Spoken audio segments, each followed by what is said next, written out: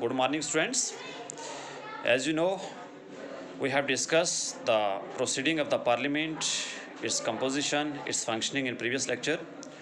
Today, we will go toward the suspension of the Parliament, suspension of the working of the Parliament. Okay. देखिए, as far as the suspension of the working of the Parliament, we commonly use 4 terms. वो 4 terms कौन कौन सी हैं? Adjournment, adjournment sine die, prorogation and dissolution. ठीक है. The first thing is adjournment. देखिए, adjournment क्या होता है?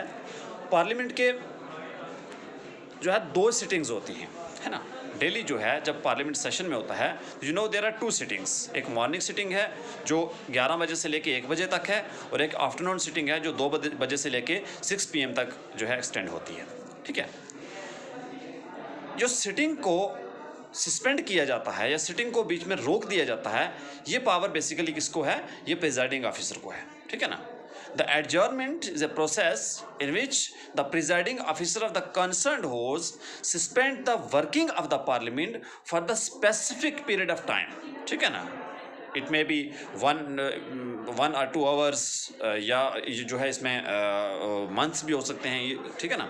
तो this is about the suspension of the working of the parliament for a specific period of time. ठीक है ना. एक जो है, एक तो इसको प्रिजाइडिंग ऑफिसर जो है सस्पेंड करता है इसको, और दूसरा जो है ये स्पेसिफिक पीरियड के लिए होती है. The period must be mention by the presiding officer. ठीक है ना. तो this is called the adjournment simply. ठीक है. एडजॉर्नमेंट में जो टर्मिनेशन होती है, जो सिटिंग टर्मिनेट होती है, इसमें कोई भी बिल अफेक्ट नहीं होता है. ठीक है ना. जैसे पार्लियामेंट में कोई भी बिल है, मोशन है, कोई भी जो प्रोसेसिंग है पार्लियामेंट की, वो इसमें अफेक्ट कभी भी नहीं होगी. ठीक है ना. The next thing is adjournment sine die. ठीक है. एडजॉर्नमेंट सैंडाई में भी जो है सेम है. जो प्रिजाइडिंग ऑफिसर है वही इसको सस्पेंड करता है, वर्क को, सिटिंग को सस्पेंड करता है. It is also about the suspension of the sitting of the parliament. ठीक है ना. बट इसमें एक बात है कि it is the suspension is for not the specific period of time, it is for the indefinite period of time. ठीक है ना. जो सिटिंग को, जो प्रिजाइडिंग ऑफिसर जो है सिटिंग को सस्पेंड करता है, वो एक इंडेफिनेट पीरियड के लिए होता है. इसमें जो है टाइम पीरियड जो है वो मेंशन नहीं होता है. This is called adjournment sine die. ठीक है ना. ये जो है at the end of the session भी हो सकती है, बीच में भी हो सकती है, लेकिन जो है इसमें भी सेम बात है कि बिल कोई भी अफेक्ट इसमें नहीं होता है. ठीक है ना. जो भी जो है कॉमन जो बिजनेस चल रही है पार्लियामेंट की, वो बिजनेस जो है अफेक्ट इससे जो है एडजॉर्नमेंट सैंडाई से नहीं होगी. ठीक है ना. लेकिन इसमें इन दोनों में फ़र्क क्या है? एक के लिए टाइम पीरियड मेंशन है और दूसरे के लिए टाइम पीरियड मेंशन नहीं है. ठीक है ना. दोनों को जो है presiding officer, concern presiding officer ही जो है वो उसको सस्पेंड करते हैं. ठीक है ना. Adjournment and adjournment sine die. उसके बाद है प्रोरोगेशन. ठीक है. यू नो, जब प्रिजाइडिंग ऑफिसर जो है होस्ट को जो है उसकी सिटिंग को जो है सस्पेंड करता है, उसके कुछ समय बाद जो है प्रेसिडेंट ऑफ इंडिया जो है एक ऑर्डर निकालता है और उसको जो है सिटिंग को भी और सेशन को भी जो है सस्पेंड करता है. ठीक है ना. The prorogation is about the suspension of the sitting as well as session of the parliament. ठीक है ना. The order of the prorogation is issued by the president of India. ठीक है ना. पहले जो हमने दोनों पढ़े हैं प्रीवियस, उनमें जो है प्रिजाइडिंग ऑफिसर को पावर्स हैं, जो होस्ट के प्रिजाइडिंग ऑफिसर हैं, जो होल्ड करते हैं मीटिंग. लेकिन यहाँ पे जो है, यहाँ पे क्या है कि president of India is empowered to issue the prorogation notice. ठीक है ना. और उसमें क्या है कि दोनों चीज़ें टर्मिनेट होती हैं. सिटिंग भी टर्मिनेट होती है और उसमें जो है सेशन भी टर्मिनेट होता है. जैसे यूजुअली आपको पता है कि पहला जो है सेशन है बजट सेशन है, उसके बाद मॉनसून सेशन है, उसके बाद जो है विंटर सेशन है.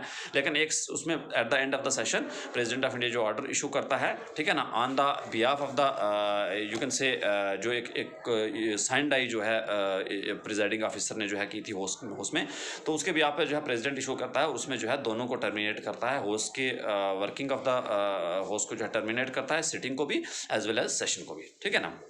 This is third thing, that is prorogation. इसमें भी जो है प्रोरोगेशन में भी जो है एज यूजुअली जो मैंने ऊपर के दोनों के बारे में आपको बताया है कि इसमें जो है कोई बिल है, मोशन है, रिजोल्यूशन है, नोटिस है, पिटिशन है, वो जो है अफेक्ट नहीं होता है. ठीक है ना. इसका कोई इफेक्ट उस पर नहीं होगा. ठीक है ना. उसके बाद जो लास्ट थिंग है that is dissolution. You know, the dissolution is the term that is exclusively use for the Lok Sabha. ठीक है ना. ये राज्यसभा के लिए नहीं होती है, because you know the Rajya Sabha is the permanent host, जिसके मेंबर्स जो है एवरी 2 years ईयर्स जो है 1/3 मेंबर्स राज्यसभा के रिटायर्ड होते हैं। तो जो लोकसभा है this is the host of the dissolution. ठीक है, ये परमानेंट होस्ट नहीं है। आफ्टर 5 ईयर्स जो है, after the completion of the terms जो है लोकसभा डिसॉल्व होती है। ठीक है, तो डिसोल्यूशन जो है इसमें जो है प्रेसिडेंट डिसॉल्व करता है, या तो उसकी एट द एंड ऑटोमेटिकली जब उसकी टेन्योर खत्म होती है तब डिसॉल्व होती है। तो दूसरा तरीका इसका यह है कि प्रेसिडेंट इसको बीच में भी डिसॉल्व कर सकता है। ठीक है ना, ये प्रेसिडेंट की पावर है, इसको हम नेक्स्ट लेक्चर में डिस्कस करेंगे प्रेसिडेंट किस तरीके से जो है डिसॉल्व करता है। ठीक है ना, लेकिन प्रेसिडेंट जो है इसको डिसॉल्व करता है लोकसभा को, because Lok Sabha is the host of the dissolution and this term is exclusively relates with the Lok Sabha. ठीक है ना, राज्यसभा पे ये अप्लाई नहीं होती है। ठीक है ना, as far as the bills are concerned, क्या डिसोल्यूशन में भी जो है डिसोल्यूशन के बाद भी क्या जो बिल पेंडिंग है लोकसभा में या राज्यसभा में क्या वो जो है अफेक्ट होते हैं या नहीं होते हैं। ठीक है, तो इसके बारे में हम पढ़ेंगे 3-4 पॉइंट्स मैं आपको बताता हूँ। The first thing is the bill pending in the Lok Sabha lapse. ठीक है ना, अगर बिल जो लोकसभा में कोई पेंडिंग है तो वो लैप्स हो जाएगा, वो ऑटोमेटिकली लैप्स हो जाएगा after the dissolution of the Lok Sabha. ठीक है, second point, the bill pass bye the Lok Sabha but pending in the Rajya Sabha lapse. है ना, अगर लोकसभा ने बिल को पास किया है लेकिन राज्यसभा में पेंडिंग है, वो बिल भी ऑटोमेटिकली लैप्स हो जाएगा क्योंकि लोकसभा डिसॉल्व हो गई है। ठीक है ना, third thing, a bill not passed by the 2 houses due to disagreement and if the president has notified the holding of the joint sitting before the dissolution of the Lok Sabha does not lapse. ठीक है ना, यानी लोकसभा के dissolve होने से पहले अगर president ने जो है एक जॉइंट सिटिंग के लिए नोटिस इशू कर दिया है किसी ऐसे बिल पर डिसएग्रीमेंट है दोनों हाउसेस का, लोकसभा का और राज्यसभा का। ठीक है ना, और यूजुअली क्या होता है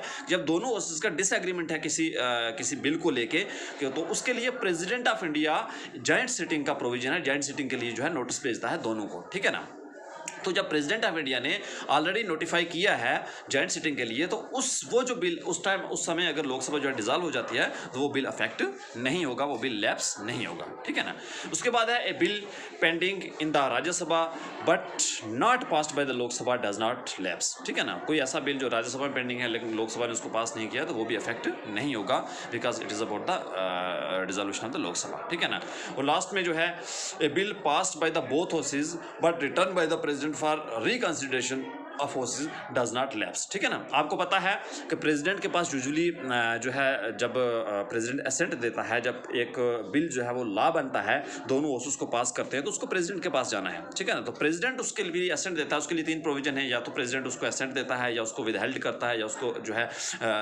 रिजेक्ट करता है।